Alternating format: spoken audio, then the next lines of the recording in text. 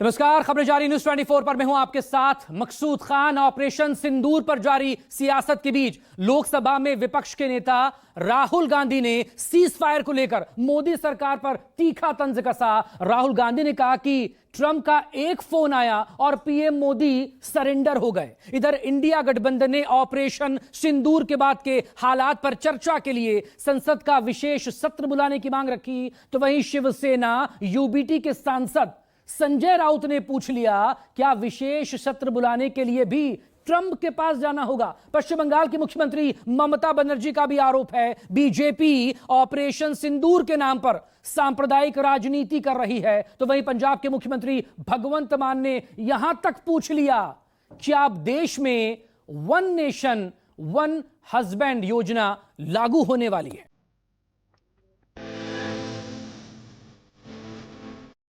जो सिंदूर मिटाने निकले थे, उन्हें मिट्टी में मिलाया है। मोदी की नसों में लहू नहीं, गरम सिंदूर बह रहा है।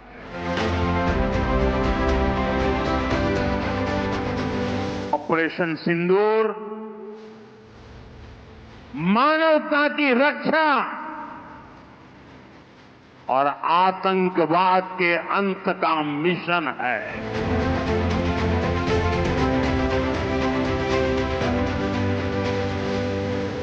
आतंकवादियों ने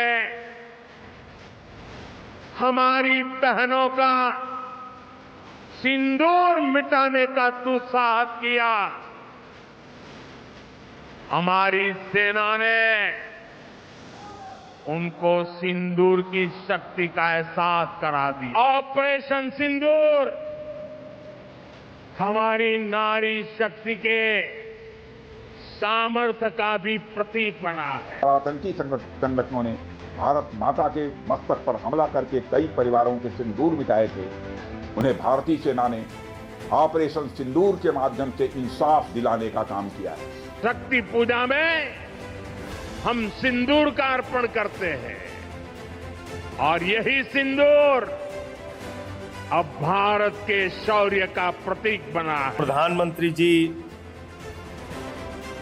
ऑपरेशन सिंदूर के नाम पे ऑपरेशन वोट बैंक शुरू कर चुके हैं और मैं प्रधानमंत्री को कहता हूं कि वो सिंदूर के सौदागर हैं।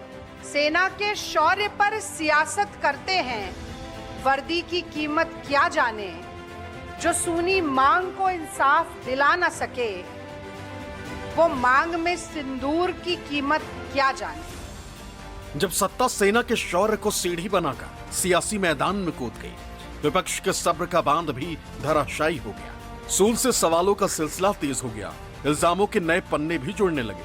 सीज फायर की शर्तों पर शुरू से ही सत्ता पक्ष को घेर रहे विपक्ष ने सरकार पर सरेंडर का इल्जाम जड़ दिया। इस दावे के साथ कि 7 समंदर पार से फोन की घंटी बजी और सरकार ने हुजूर के सामने समर्पण कर दिया। बीजेपी आरएसएस वालों को अब मैं अच्छी तरह जानता हूं।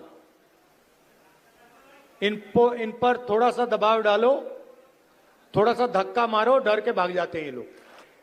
उधर से ट्रंप ने एक इशारा किया, फोन उठाया, कहा मोदी जी क्या कर रहे हो?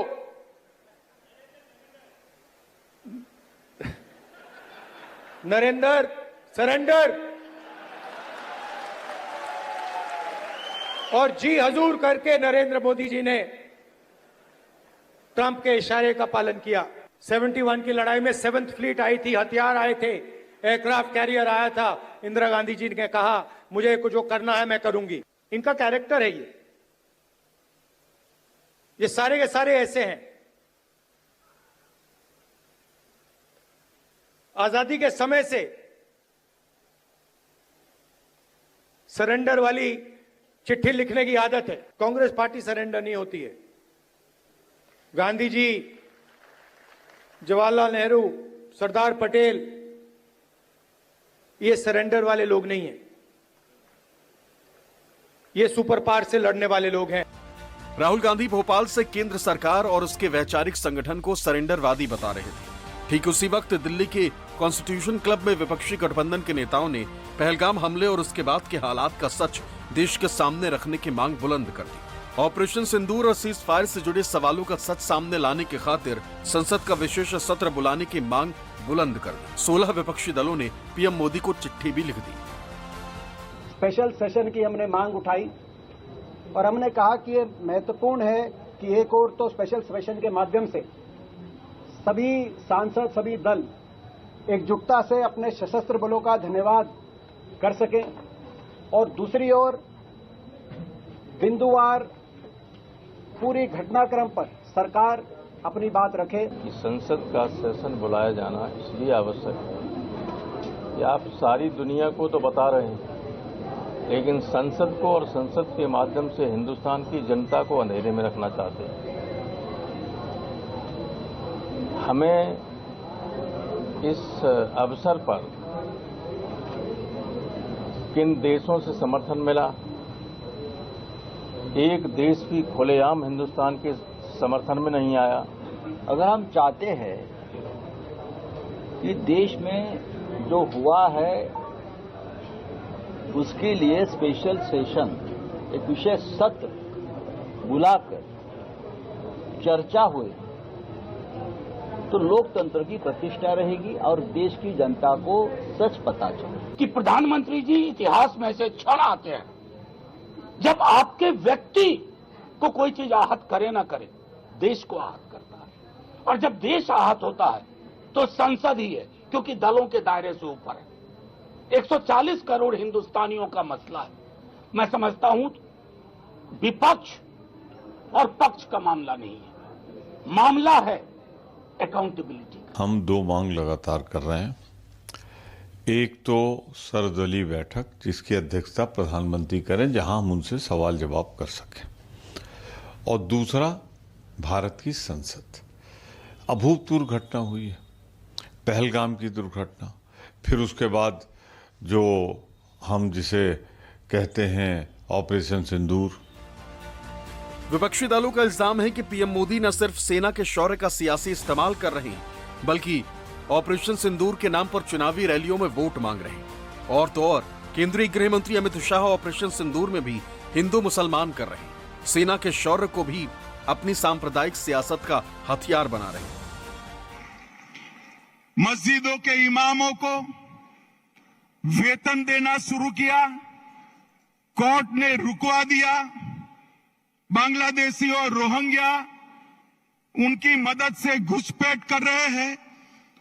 राम जन्मभूमि के भूमि पूजन के दिन सद्भावना जुलूस के नाम पर नाटक किया। दुर्गा पूजा का विसर्जन पोस्टपोन किया।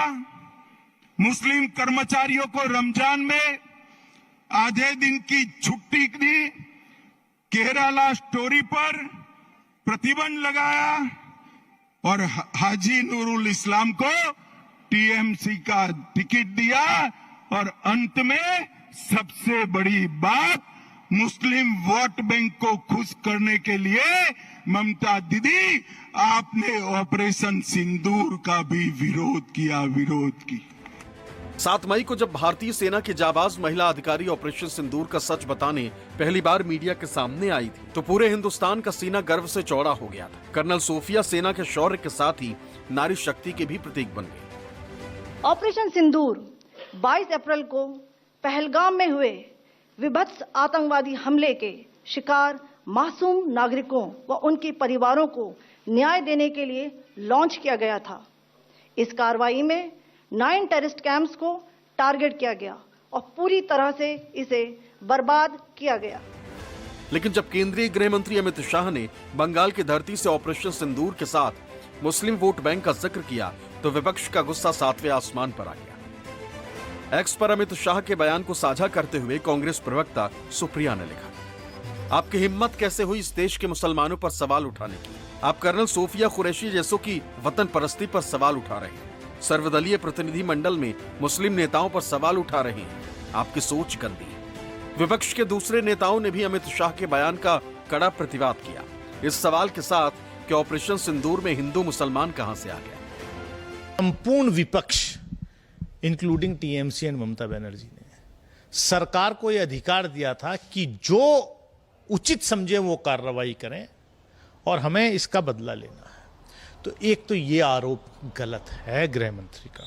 अब देश के इतने बड़े पद पर बैठ करके गृह मंत्री इस तरीके के भाषण, नफरती भाषण, जब पूरा देश इकट्ठा, उस वक्त भी आप अपने फेल्योर में सिर्फ हिंदू मुसलमान ढूंढते। ये लोगों को बांटने में लगे रहते हैं और इससे देश घातक हो रहा है, देश कमजोर हो रहा है, देश मजबूत नहीं होगा अगर आप लोगों को बांटेंगे इस तरह से। संदूर दा जेड़ा मजाक उड्या वो नहीं देखिया तुसीं भी, मतलब असीं संदूर भी भेजांगे हर घर च, थोड़े घरें आऊगा फिर तू ला लेगा, फिर कह देगा भी हाल है मोदी दे नाम दा संदूर लगा।